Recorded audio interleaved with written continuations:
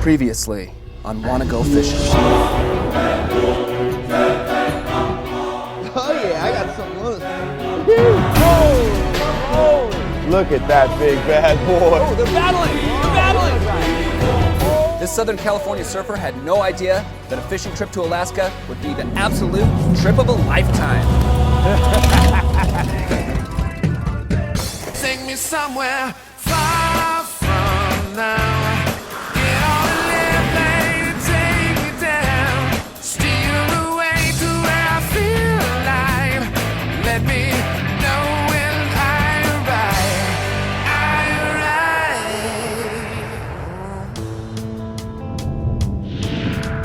arrive. If you'll remember last week, we picked Ben up at Moonlight Beach in San Diego, California, surprised him with a fishing trip of a lifetime to Elfin Cove, Alaska, where we're changing his life. Holy moly! The craziest thing about Ben, he didn't need 2 phone calls and 5 minutes to decide. He knew he wanted to go right away. You wanna go catch some king salmon and halibut? For sure, let's do it. Seriously. Dude, you're going to Alaska with us tomorrow, bro. No way. That's insane. Ben's going to Alaska, folks! Woo! I'm going to Alaska tomorrow. I'm going to Alaska. I'm gonna catch salmon. Wrestle a bear. And instantly, I knew that Ben had the energy, the adventure in him to pack everything up and go. Making a fisherman out of a surfer. Once I said yes, it was on. And we had a schedule to kind of go get the gear, run by my house for about 20 minutes, pack my bag. Alaxia. Only got to see one picture of Elfin Cove, and it was the most gorgeous picture I've ever seen. But I got here and it was like, I was blown away. It was the most amazing kind of wild nature that I've ever been in. Yeah, that's what I wanted. Alaska is not just about fishing. It's about the whole Alaskan experience and everything that surrounds it. One of the first things Ben noticed was this beautiful wave behind the boat. Someone has a dry suit and a board, I'll get all over that. That looks fun. I'm just always looking for a place I can either surf or skate, and this was the best wave I've seen in Alaska so far. Something I never even considered, never thought of, especially here in Alaska where the water is so cold and there's orcas and sea lions and jellyfish and glaciers and logs in the water and all this gnarly stuff. I kind of got into it myself and I thought, well, let's see, what can we come up with in Elfin Cove that could be a surfboard? We get off the dock and he's like, okay, well, I think there's an old surfboard up there. We're gonna go check it out. The old surfboard was gone. He goes, well, what about that cooler lid? You know, one thing. Gordy's got a board for me to ride the wake. What do you know? He calls it trash, I call it treasure. So Ben and I went to work and well, actually he worked and I watched him and we came up with a surfboard. I'm gonna chop these things up, sink them in here with some 2-part epoxy, and I'm gonna have a nice little twin fin igloo cooler board. And with his ingenuity and his skills, he was able to come into Elfin Cove, make a surfboard out of a cooler lid, put some skags on it. Luckily, Gordy was nice enough for me to use his little workshop here and his tools. I could see it working. Maybe not well, but it would be something to ride. And if I had something to kind of protect me from the cold water, I was gonna get on that wake no matter what. The best fitting wetsuit I could have hoped for. The support was there. I mean, the whole Cove Lodge staff came up on the boat and everyone's cheering along and they got cameras and all this stuff. I mean, I felt the pressure. This is gonna be exciting. It had to work or I was gonna be the biggest dork in town. Who rides a cooler lid?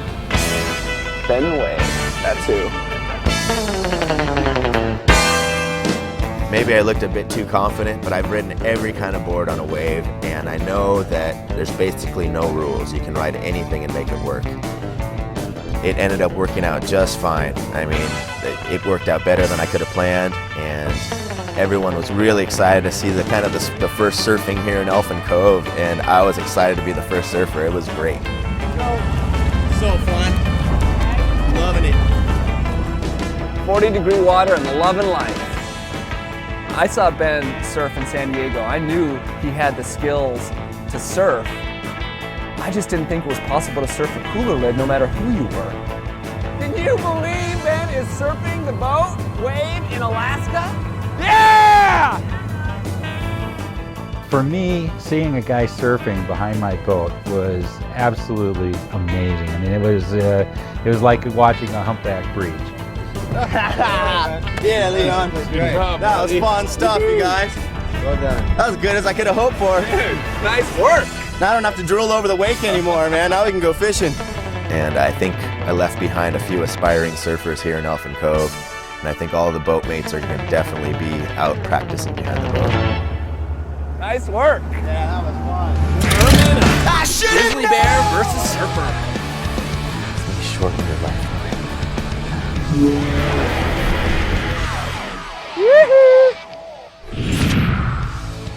Wanna Go Fishing is presented by Dos Equis, stay thirsty, my friends. And in part by Costa Del Mar, see what's out there. And by Sperry Topsider, get wet. Yeah, this is probably the best cure for my ADD ever. Welcome back to Wanna Go Fishing. We've taken California surfer Ben Wel all the way to Alaska to show him how a fishing trip can change your life. Ben is not what I like to call a country club surfer. He doesn't just go out on weekends when the surf's good. He is crazed.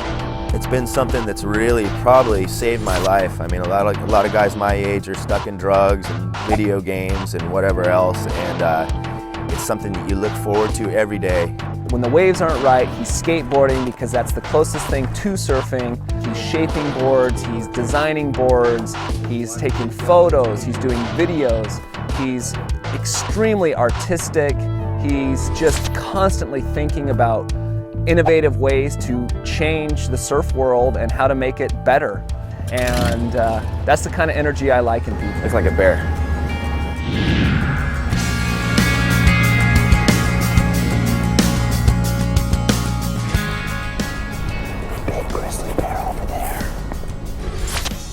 Yeah, the guys today made a really good choice. They were thinking about going for a half day out in the open ocean again, and then we talked about the option of going up a river in Idaho Inlet, and they knew that there was an opportunity to see brown bears.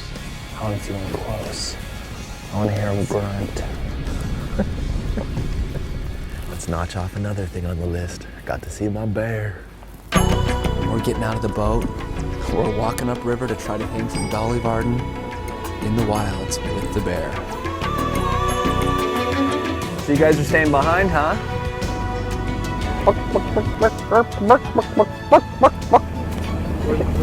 Don't try this at home. There is a giant coastal grizzly bear up there. It's large and in charge. We got our man Graham here. He's been behind the scenes so far, captaining the boat, so you haven't seen him. But he has brought us up the river, and he is going to show us where to catch some Dolly Varden. And he's also acting as our bodyguard. He wants to get close to this bear. I think we're already close enough. And I want to get closer. I don't know where I'm going over there, but I'm just gonna follow along because more of us is probably a better thing. I don't know what to say about this stuff. A giant coastal grizzly that's just up over the ridge here. He doesn't look like he's caring about us too much, luckily. That's a giant bear. That thing could eat us in a matter of minutes. Damn cool. I wish I could just get a little bit closer. This may shorten your lifeline. Luckily, this bear's all hopped up on grass and doesn't look like he's too worried about us. When brown bears come out of hibernation, one of the first things that they need to do to get their digestive system started again is they need to eat grass. And that's exactly what the bear was doing that we were viewing today. Yeah, let's push a little more. Eastman's not satisfied with his super long lens to get the perfect shot from where we were here. He has to get even closer. At the same time, I don't want him to eat my spleen. Luckily, he looks pretty mellow, but if I saw that thing without all these guys in a shotgun, I would probably be going off in that area somewhere. He doesn't care, but we don't want to pressure him anymore. Glad someone's got a camera. An itchy trigger finger.